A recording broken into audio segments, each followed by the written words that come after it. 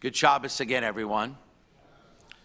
This past weekend, like so many of you, I was heartbroken, disturbed to hear about the horrific attack in Boulder, Colorado.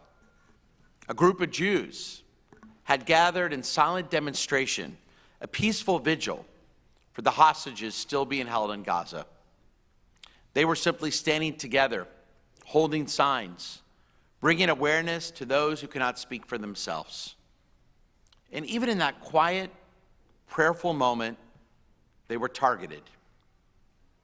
An anti-Israel protester tried to set as many as he could on fire, and unfortunately he succeeded. This is not because these people there were pro-Israel, it's because they were Jews. And every week, it seems there's a new attack. It's happening too often. On the one hand, we have online, extreme, right-wing podcasters who are stoking the flames of a nationalist, anti-Semitic following who've been attacking Jews for years. And on the other side, on college campuses and other podcasts, extreme left-wing protesters call for the end of the Jewish homeland, for a genocide of the Jews living in the land of Israel.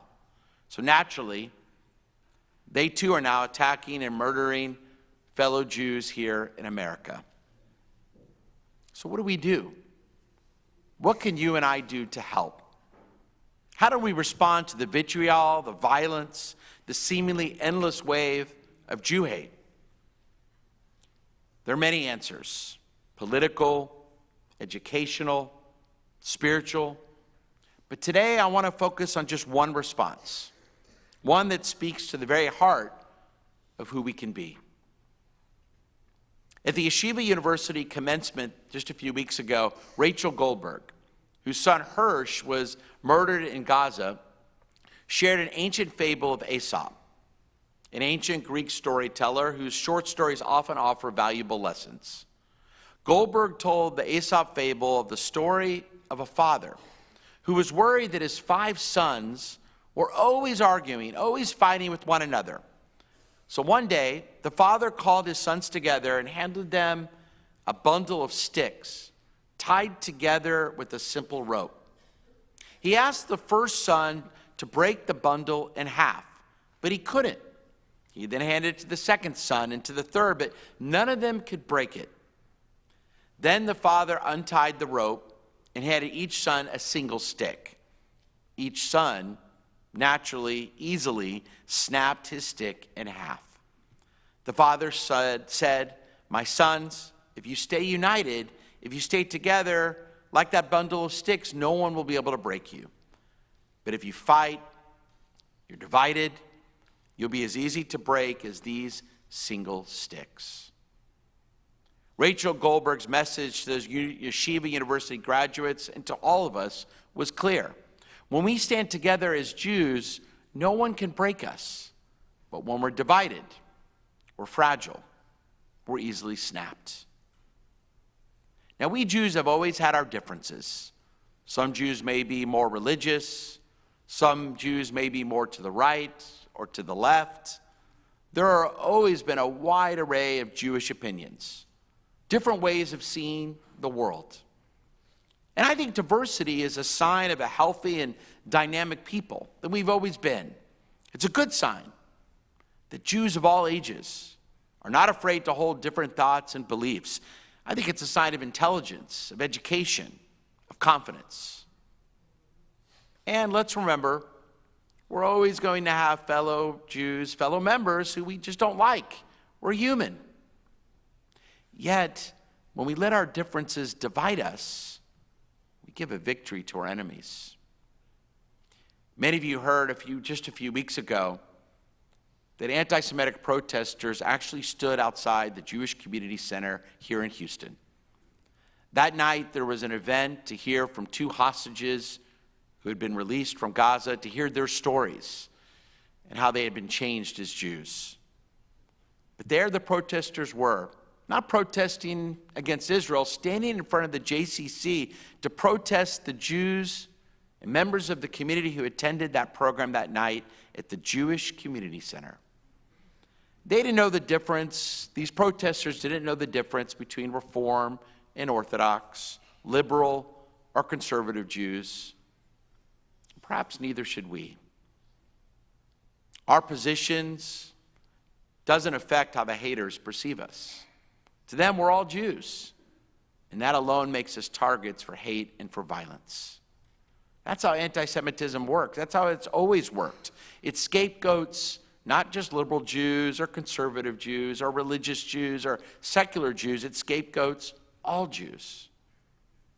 We've been reminded again that Jew hate doesn't care about the nuances of our beliefs.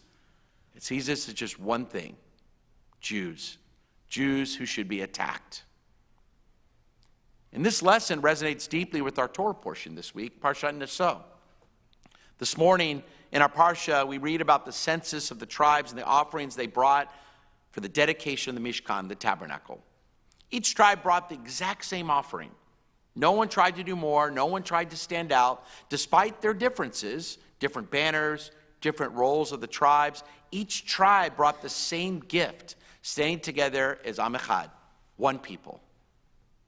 The great commentator Sforno explains that the Torah repeats this offering 12 times, word for word, to teach us that our real strength comes from our unity.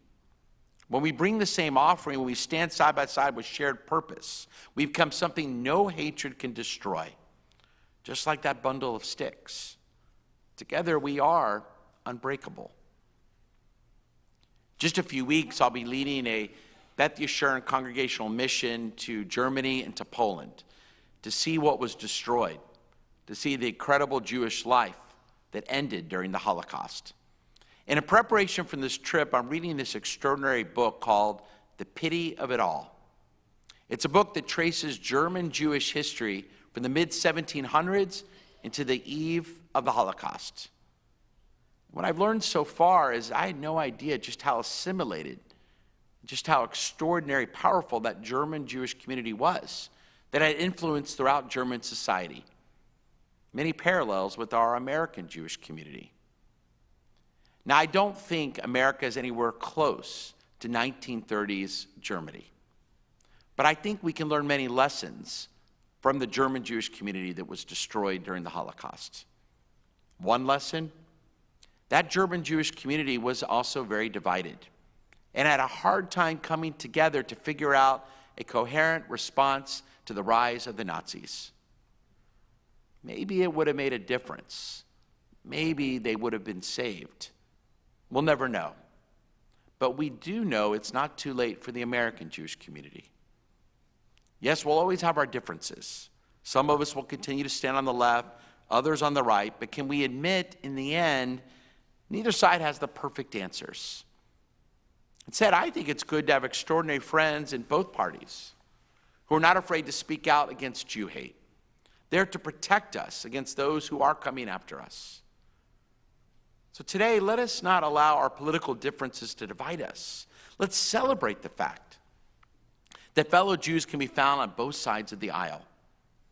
Just as Israel should never be a one-party issue, neither should anti-Semitism. I'm glad we have friends in the Democratic and Republican Party, on the left and in the right. Let's make that a fact, a way to unite us, not divide us. This past Sunday night, as we celebrated Shavuos, we celebrated with the traditional Tikkun Leil Shavuot, a night of Torah study.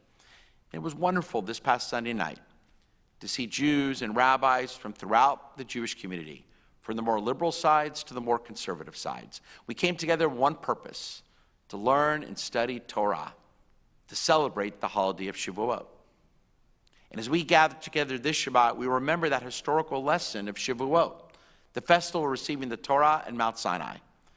The Torah tells us that when the people stood at Sinai ready to receive the Torah, they stood as one. And it was only when they were united in purpose and in heart, God felt they were worthy of receiving their mission, their gift for the world, the gift of Torah. And by doing so, we set a better example for our children, for those who will come after us. We show them that even when we argue, even when we have different views, we still stand together as Jews. And that's how we stand up to those who hate us, by coming together as one people. Rabbi Salloway is the rabbi of the conservative synagogue in Boulder, Colorado. In his statement this week, I think said it perfectly. He said, quote, "Our congregation here in Boulder is called B'nai Shalom, Builders of Peace. It's just shattering," he said. "Some of that dream has been smashed in this horrific attack. But the most important thing is that we're here together. We've got each other's backs. We're taking care of each other." My friends, we Jews have to first take care of each other. Take care of all Jews. So today, as we reflect on the upsurge in anti-Semitism, the attacks in D.C. and in Boulder and other places throughout this country, let's rededicate ourselves to unity, to be that bundle of sticks that can't be broken, to be that tribe of Israel that we read about this morning, offering our shared strength and our shared hope. Let us stand together, proud, strong, unbreakable. Shabbat Shalom.